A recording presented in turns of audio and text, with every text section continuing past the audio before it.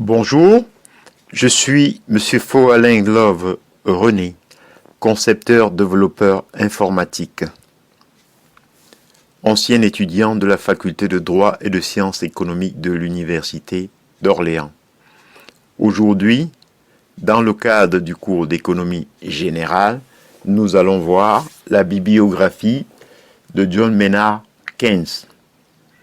En effet, issu d'une famille d'universitaires, c'est-à-dire son père est économiste. John Maynard Keynes a une formation de mathématicien, mais s'oriente vers l'étude de l'économie politique à Cambridge. Après son service civil au ministère de l'Inde, il collabore avec l'économiste néoclassique Alfred Marshall au King's College de Cambridge. Pendant la Première Guerre mondiale, John Maynard Keynes travaille à la trésorerie britannique, puis représente le ministère des Finances lors de la conférence de la paix à Paris.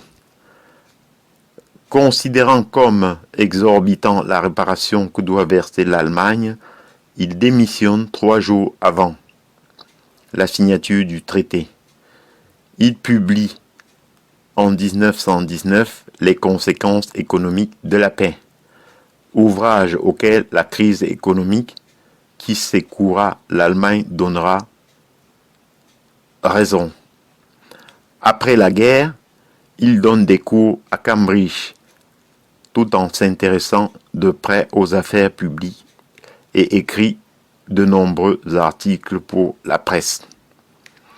John Maynard Keynes connaît la célébrité avec son ouvrage « Théorie générale de l'emploi, de l'intérêt et de la monnaie » en 1936, ce qui lui vaut d'être nommé conseiller financier de la couronne et gouverneur de la Banque d'Angleterre.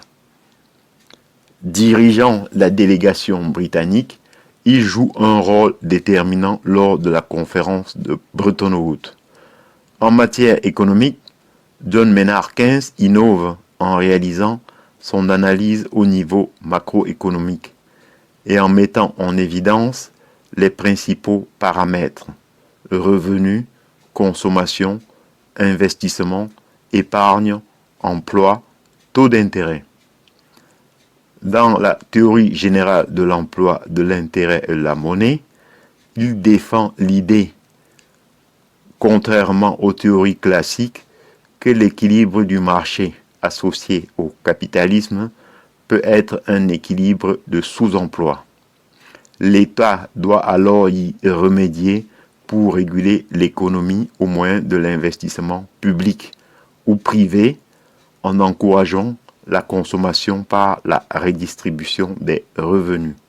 Ces idées ont fortement influencé l'économie moderne ainsi que la politique sociale des pays occidentaux.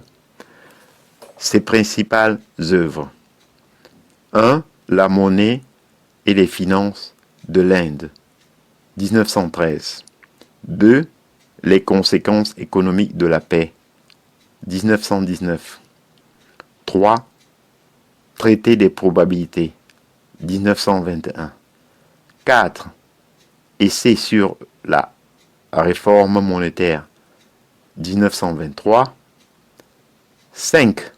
Les conséquences économiques de Georgetown, 1925. 6. Traité sur la monnaie, 1930. 7. Théorie générale de l'emploi, de l'intérêt et de la monnaie, 1936. Ainsi, j'en ai donc terminé et je vous en remercie. Bonjour,